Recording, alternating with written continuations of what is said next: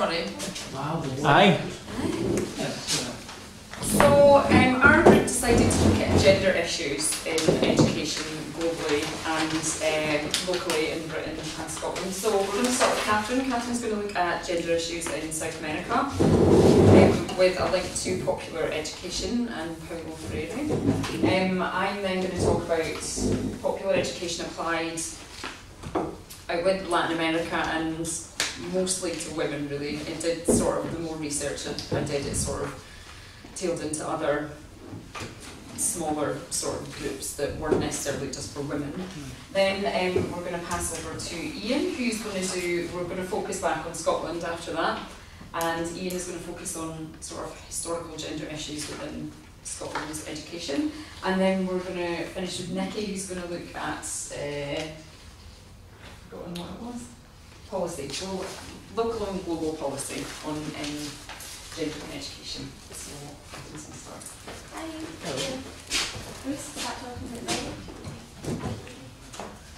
It's just like a week of picture. The first one there, just to say, is how women equals man in a sign. And the feminism is the radical notion that women are people. This is obviously quite sarcastic. Kind of comment that I came across, and I thought it would be quite useful. Basically saying that feminism is this totally radical notion that in our society the feminism is going to knock everything up, basically. We talk about Paulo Freire and popular education. So it's like Latin America's undergoing this total change recently of political transformation in relation to women. And with Paulo Freire talking about the pedagogy of the oppressed. And what I found that could relate to women in this is things like alienation, which also relates to Marxism, that I'm going to mention later, and kind of critical consciousness as well.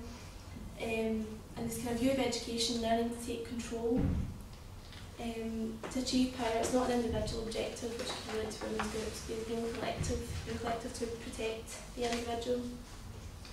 Objectives like strength in numbers, basically, so social change is accomplished in unity, power is shared, and that's to do with the women groups. The political transformation, the first one I've got up here is Hugo Chavez, which is a Venezuelan president, who I've got quoted himself as a feminist, and he wrote, "True socialism is feminist." The socialism is a political obviously like a political statement, so it's socialism as an individual, looking more at the individual. The second quote is President Rafael Correa, who's a progressive Ecuadorian president, and he's also an economist. And he noted that part of his vision for 21st century socialism is gender justice. So he's talking about, obviously, gender as well, as part of his vision for 21st century socialism. And progressive government, I thought I'd mention what that was about. People are given opportunities and freedoms, but a criticism of this is people are given these opportunities, people are given these freedoms, and they don't know what to do with them, they're not capable. And that kind of analogy that I found is that it's a gate of opportunity, but you need the resources and the education to help people walk through the gate, kind of a system. Part of these progressive governments in Ecuador, Paraguay, Chile and Argentina. However, I've got a study here, it's by the OECD, the Organisation for Economic Cooperation, and this is a study and it's looking at women in Latin America in relation to Asia and Africa, and they've found that it's actually women in Latin America suffer less discrimination than women in Asia and Africa. However, there's no equality yet achieved. So the correlation that they found here is that social institutes and the economic roles of women, but women in the workforce, the working role where discrimination is high, so 40% of the workforce accounts to being women, but women have other responsibilities such as childcare, home care, that kind of thing as well. There's key issues which I've mentioned up here to the rights of women in Latin America are literacy, violence against women, divorce, reproductive rights, and femicide. Literacy, there's about 90% of the population in Latin America are illiterate, and especially in Cuba, where 65% of the women actually go into university education and become doctors and things like that. To do with the violence against women, it's a serious problem all over the world, and in Latin America it's 1 in 3 women have been a victim of violence, and that's by their intimate partners. The divorce rate, divorce is now legal in Latin America. It's only illegal in 2 other places in the world, Malta and the Philippines. But the divorce rate, in 1918 it came into in Cuba, and also in Cuba the interest rate is very high, and it's a law, obviously in Latin America, that abolished abortion. In Cuba that's allowed, and it's free healthcare as well in Cuba. Reproductive rights, as I just mentioned, in Cuba, they allow abortion, but in these areas in Latin America there's high death rates for mothers and babies as well. And femicide is the last one there I've mentioned, and this is kind of about the women in the region when women are being attacked or being killed just because they're women, it's no other reason. The women's movement, active women's movement and indigenous women's movement is kind of about to try and get these rights. The indigenous women's movement though, they have got like a triple threat as they see as being indigenous, them being women and them being poor, which also relates to the popular education. These are the famous feminists. I've got their names written down here because they're quite difficult to spell. It's Mara Blanca Savas-Aloma, from left to right, Maria Dolores Maching, I think, Grace Thompson Seton and Ophelia Rodriguez Acosta. And the first 2 there and the last one, they are feminist writers, and they've actually spoke quite a lot about this. Let's talk about the National Institute for Women, which was brought about by Chavez, as I've recently said, the president of Venezuela. And it aimed at poor women in the street, and part of his social welfare programme looked in particular at adult education, like free healthcare, field dental care, protection for women, and actually educating women on how to report violence against them and things like that. One of the main points is education to expand and protect political, cultural and social rights of women. And this is a little quote I found, and it's to do with Marxism that I mentioned earlier. Marxism kind of looked at the bourgeoisie and the proletariat, that kind of thing, kind of uprising, want for revolution and a bit of communism. And this Heidi Hartman and Anne B. Bridges argued that the marriage of Marxism and feminism is being like the marriage of husband and wife depicted in English common law. Marxism and feminism are one, and that one is Marxism. Either we need a healthier marriage or we need a divorce.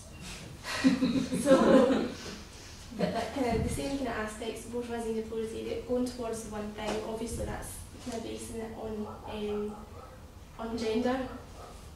And the last point there by Angela Rocio Acosta in 1999, she wrote about adult education in Latin America. It's been a Cinderella story of education policies because it started looking at the poor in the areas and how they came on, and then it led on to adult education and found the importance of that.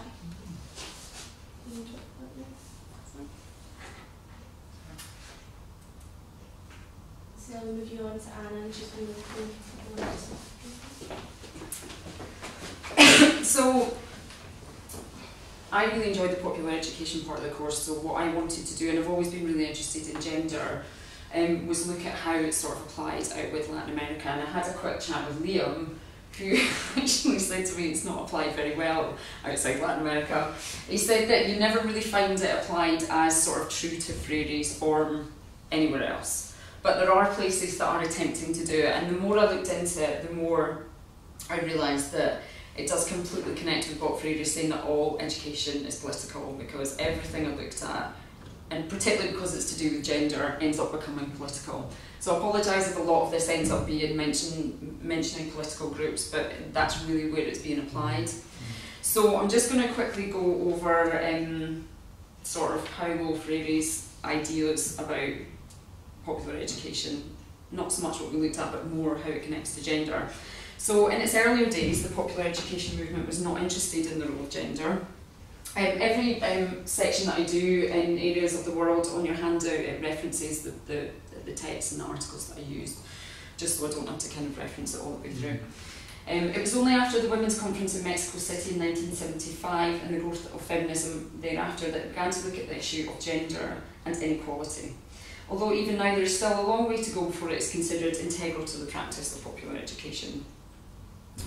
To begin with, it was argued that gender issues were secondary to the main struggle for a more egalitarian society and would be dealt with after the revolution. But as time went on, holes appeared in this argument and women activists saw the need to tackle patriarchy even within their political groups. Tension of this kind was particularly apparent in Central America, and even when the repressive government groups were overthrown, the female activists still found that the male activists ended up holding all the power.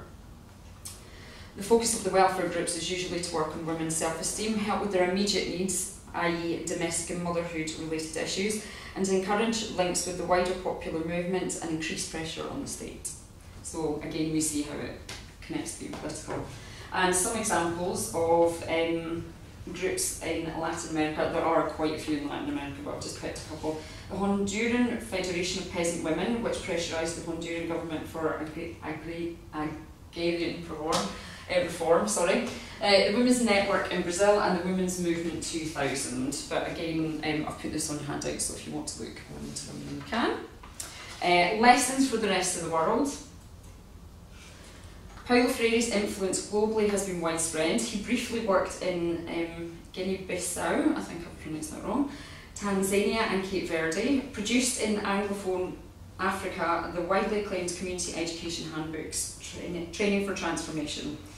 And these are very closely based on his ideas. He has also influenced a number of educational projects in the UK and is a central point of reference for critical pedagogy in the USA, and is frequently discussed with reference to feminist and anti-racist education in those countries.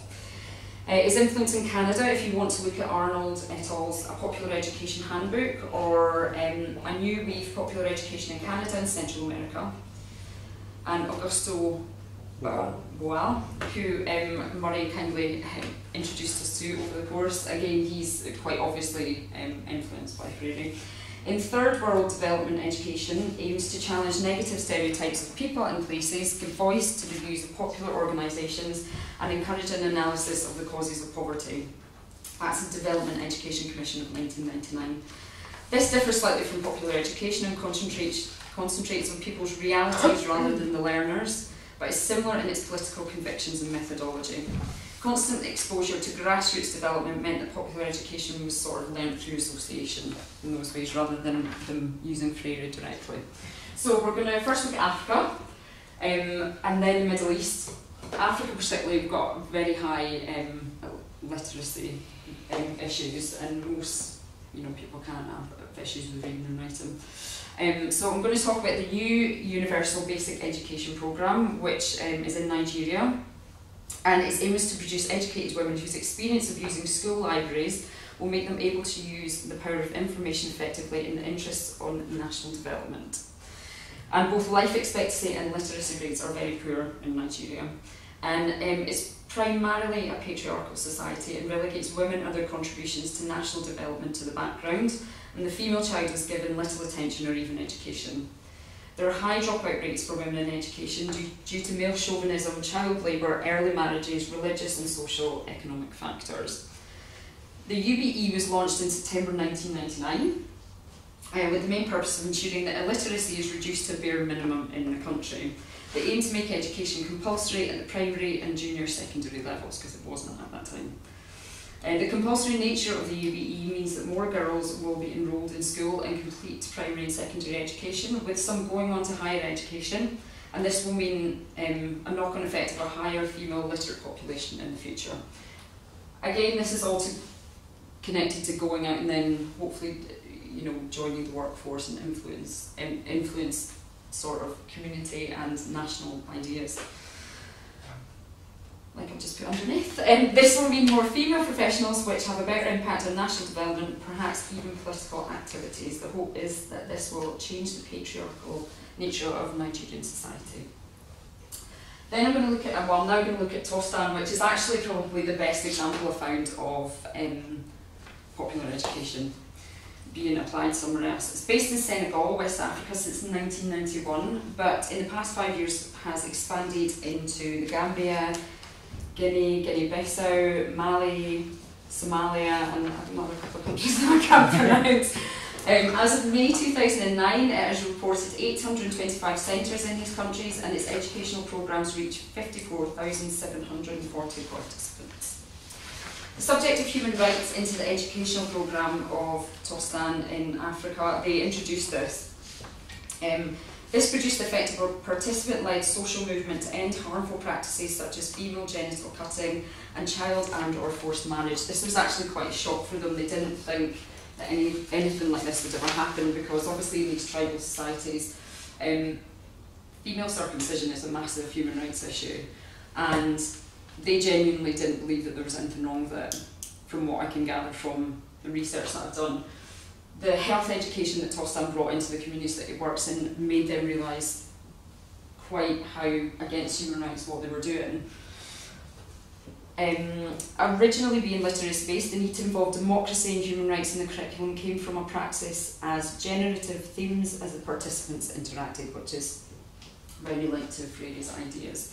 Some of the responses to this addition were surprising. For example, in the community, and now I'm not going to pronounce this correctly, Malikondo Bambara, the research into health issues led to them finding out that certain health practices were harmful. Due to this, they reached this information out to neighbouring communities, because it had to be a sort of community decision. They couldn't just stop it in one village or one community and not another. And in 1997, they collectively abandoned